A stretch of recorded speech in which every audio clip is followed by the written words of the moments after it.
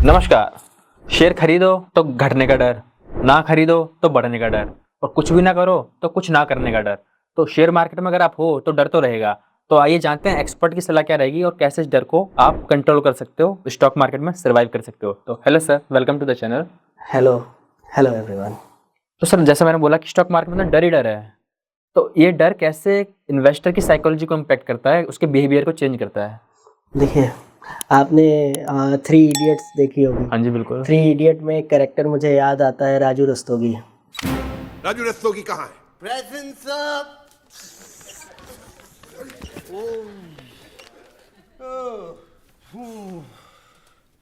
Hi, everybody's here. Good morning, sir. कि मैं पहले बहुत होनहार था और मैं पढ़ाई में अच्छा था, तो घर वालों ने मुझे प्रेशराइज़ किया कि अच्छे से पढ़ो, अच्छे से पढ़ो। मैं डरने लगा। उसके बाद में मैं और बढ़ा, आगे स्कूल में आया, वहाँ पे लोगों की एक्सपेक्टेशन बढ़ी, मेरे टीचर्स की एक्सपेक्टेशन बढ़ी, तो मुझे और डर लगने लगा। तो जब भी मैं डरा, उससे मेरे रिजल्ट इम्पैक्ट होने लगे। हाँ ऐसा उस स्टोरी में एक मैसेज था, हाँ जी, हाँ जी। है ना? तो इसी तरीके से मार्केट में भी अगर आप फियरफुल रहेंगे, आप हमेशा डरे रहेंगे, सहमे रहेंगे, तो आप डिसीजन जो है वो सही नहीं ले पाएंगे। आपकी डिसीजन मेकिंग हर समय इम्पैक्ट करेगी। अब एक चीज़ मैं यहाँ से अलग हट के आपको और बताऊंगा, जो कि बहुत इंटरेस्टिंग है। मार्केट एक रिग्रेट मशीन है। हाँ जी, बिल्कुल। ठीक है, आप जो भी कर लें इस मार्केट में, आपको मार्केट कहीं ना कहीं जाके रिग्रेट फील करा ही देगी। आप 100 की चीज 200 में बेच दो, ठीक है, उसके बाद भी आपको रिग्रेट हो जाएगा, क्योंकि वो 200 की चीज 250 हो जाएगी। बिल्कुल। आप ये सोचोगे, अरे यार ये तो मैंने 200 में बेच दी, जल्दी बेच दिया। जल्दी बेच थोड़ा दिया, रुकना चाहिए था। थोड़ा रुकना चाहिए था। अब अगर आपने 200 में नहीं बेची, वो गिर के 150 आ गई, तो अरे यार 200 में बेच दी होती, अभी 150 आ गई, है ना? बिल्कुल। तो मार्केट में आप कुछ भी करेंगे, मार्केट आपको ये जता देगी कि आपने जो भी डिसीजन लिया था एग्जिट का, वो गलत था। गलत है। आप कोई भी शेयर लेने जाओ और 100 पे शेयर कोई ले रहे हो, ठीक है, वो 105 हो गया। आप सोचोगे कि चलो 105 पे ले लेते हैं, वो घट के नीचे आ जाएगा।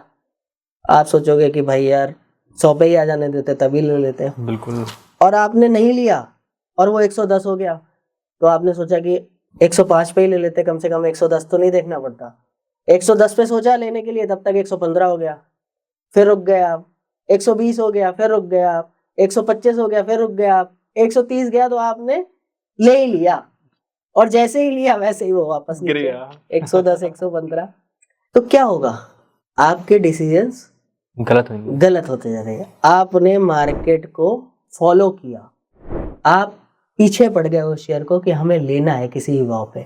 आपने ये डिसाइड नहीं किया प्लान बनाते समय कि मैक्सिमम और मिनिमम किस भाव पे हमें इस शेयर में इन्वेस्ट करना है। आपकी प्लानिंग अच्छी नहीं थी, इस वजह से मार्केट हमेशा आपको रिग्रेट कराएगी।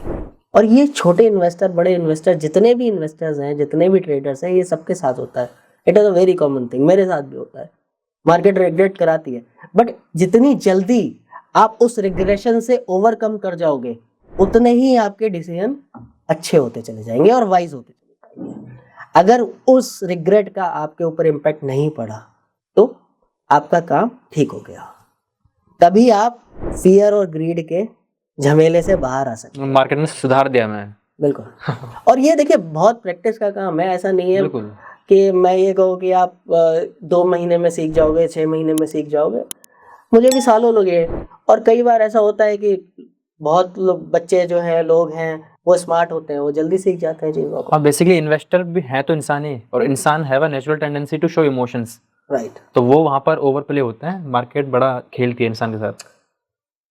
तो जो उसको सीख गया वो अच्छा ट्रेडर बन गया। बिल्कुल। बिल्कुल। तो उसी से आगे बढ़ के पूछते हैं कि इसमें स्ट्रेटेजी क्या रहती है, क्योंकि कैसे वो अपने आप को उससे दूर करें, जो मार्केट उसको फॉलो करवा रही है वो कैसे दूर हटे उससे। भाई, आपको अगर अपने इमोशंस को कंट्रोल करना है, तो आपको एक प्रोसेस बिल्टअप करना पड़ेगा इंटरनली अपने लिए, तभी आप इमोशनलेस वर्क कर सकते हो। किस टाइप का प्रोसेस? जो भी आप इन्वेस्टमेंट कर रहे हो, तो आपका एक प्रोसीजर होना चाहिए इन्वेस्टमेंट करने का। प्रोसीजर इन द सेंस कि अगर आप हर साल कुछ पैसा लगाते हो, हाँ। तो वो प्रोसेस आपका क्लियर होना चाहिए। अगर आप हर महीने पैसा लगा सकते हो तो उसका एक प्रोसेस होना चाहिए, सिस्टम होना चाहिए। जैसे कि SIP होती हाँ है, जी। SIP में क्या होता है कि एक स्पेसिफिक डेट पे एक स्पेसिफिक अमाउंट आपके बैंक अकाउंट से ऑटोमेटिक डेबिट हो जाती है और जाके इन्वेस्ट हो जाती है। It is a process, simple सी बात है। वहाँ पे आपका इंटरवेंशन नहीं है। अब वहाँ पे आप ये नहीं देख रहे कि यार 100 रुपए का शेयर खरीदा था या 120 का खरीदा था।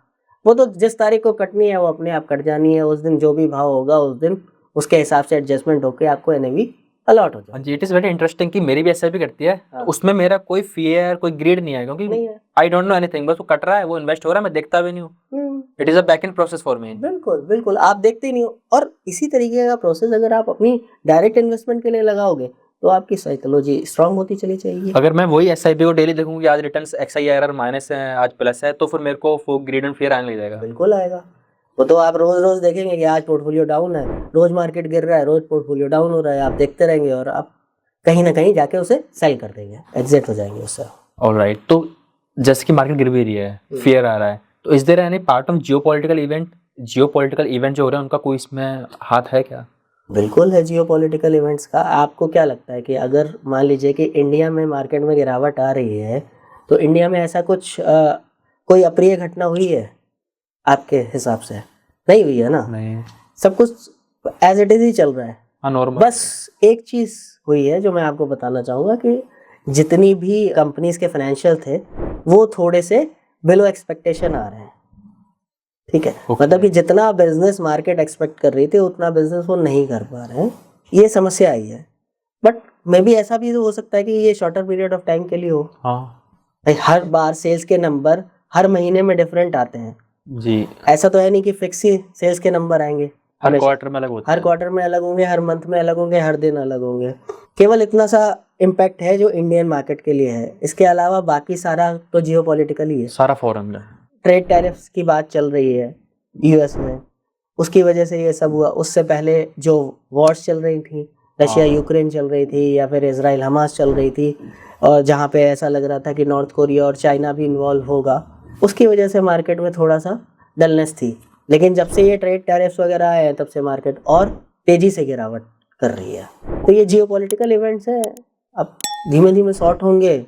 अब जैसे इंटरनेशनल ट्रेड्स रूप लेंगे उसके हिसाब से मार्केट में परफॉर्मेंस आना शुरू हो जाएगी।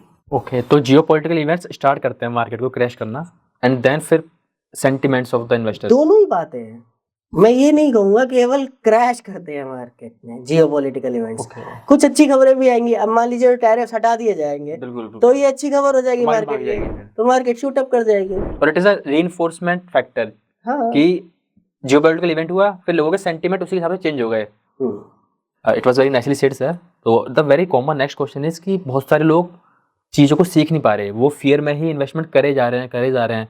तो क्या कॉन्सिक्वेंसेज होंगे लॉन्ग टर्म में अगर वो फियर में ही मार्केट में बने रहते हैं? तो देखिए सबसे बड़ी बात तो ये है कि अगर फियर के साथ में ही आप रेजिस्ट करेंगे मार्केट में तो हमेशा आपके रिटर्न्स पे डंट आएगा। कई बार मैंने देखा है कई इन्वेस्टर्स को जो स्टॉक मार्केट को छोड़ के केवल और केवल FDs में बिलीव करने लगे। हाँ जी, उन्हें और कहीं जाने का मन ही नहीं किया। वो कहते हैं नहीं, हमारे लिए स्टॉक मार्केट नहीं बनी है, हम तो FD में ही इन्वेस्ट करेंगे और हमारा जो भी इन्फ्लेशन है उसको हम मैच अप करते रहेंगे अपने इन्वेस्टमेंट से। That's all. हम अपना पैसा ग्रो करने की होड़ में नहीं लगेंगे। ठीक है। कुछ लोग क्या होता है कि फियर के वजह से वो इन्वेस्टमेंट ऐसे स्टॉक्स में कर देते हैं जो पेनी स्टॉक्स होते हैं। हाँ जी, वो कहते हैं कि भाई अगर 1000 रुपये वाला शेयर लेंगे तो वो भी जीरो हो सकता है। वो कह रहे हैं या तो चांद तक या तो कुछ भी नहीं। मतलब ऐसी सोच बन जाती है कि वो ये सोचते हैं कि 1000 वाला शेयर जीरो हो सकता है ना? तो हम 1000 वाला लेते ही नहीं है, हम 100 वाला लेते हैं या हम 10 वाला लेते हैं। कम से कम हमें जाने के लिए कम पैसे रहेंगे, है ना? लोगों की माइंडसेट ऐसा होता है कि 10 वाले 100 ले लेंगे, हाँ। बोलेंगे एक चलेगा, कोई दिक्कत नहीं है, पर जो चलेगा तो करोड़पति बनाएगा। वो चलने वाली बात आपकी बिल्कुल ठीक है। मैं दूसरी साइड की बात कर रहा हूँ, मैं नेगेटिव की बात कर रहा हूँ, क्योंकि उनके दिमाग में फियर है ना। आप समझो उनको जिस लगता है कि आदमी 4000 का HCL लेंगे तो वो गिर जाएगा। हाँ, उनके दिमाग में तो ये फियर है कि अगर 4000 से जीरो हो गया तो क्या होगा हमारा, इसलिए हम 4000 वाला शेयर ही नहीं लेते हैं। बिल्कुल। ये कॉन्सिक्वेंसेज आते हैं जब वो पेनी स्टॉक्स में इन्वेस्ट करते हैं तो उनके रिटर्न जनरेट नहीं होते हैं, उनकी टेल लंबी होती चली जाती है और टेल लंबी होने के कारण उनको कभी भी मार्केट में सब्सिक्वेंट रिटर्न्स नहीं आते हैं। और कभी कभी तो मैंने ऐसा देखा है कुछ इन्वेस्टर्स के साथ में कि जहाँ पे वो एफडी का रिटर्न बीट नहीं कर पाते हैं ड्यू टू फियर, क्योंकि डरते रहे और उन्होंने वैसा इन्वेस्ट कर दिया और उसके बाद में 2-4 साल में थक जाते हैं और फिर मार्केट से एग्जिट हो जाता है। एग्जिट हो जाता है। फिर वो एफडी वाले वो लोग बन जाते हैं कि भैया हमें ग्रो ही नहीं करना, सिर्फ इन्फ्लेशन को बीट करना है। इन्फ्लेशन को बीट नहीं करना, हाँ, इन्फ्लेशन के साथ चलना चलना है, है। क्योंकि बीट करने वाली स्ट्रेटजी में तो बीट आ ही करें तो नहीं इक्विटी में पाएगा। आने पड़ेगा फिर। इक्विटी में आना पड़ेगा, बिल्कुल। So it was a great session. Any last advice to the viewers? See simple सी बात है, मार्केट में जिस तरीके का फियर चल रहा है, मार्केट में गिरावट चल रही है, आप इस गिरावट से डरिए नहीं, इसको अपॉर्चुनिटी की तरह यूज़ कीजिए और यहाँ से अपना इन्वेस्टमेंट जो भी आप कुछ कर सकते हैं वो इन्वेस्टमेंट शुरू करें, डालें पैसा और लंबे समय के लिए होल्ड करें, तभी आपको रिटर्न जनरेट होंगे और आपको स्टॉक मार्केट की और इन्वेस्टमेंट की पावर का पता चलेगा। सो द पॉइंट इज कि मार्केट है तो फियर रहेगा, आपको अपने आप को मार्केट के इमोशन से डिटैच करना है and everything will be fine. Hope you like this video. Please consider subscribing the channel. We upload such videos on a regular basis every Wednesday and Saturday. We are signing off for today. Till then, invest wise, watch it rise. Thank you for watching.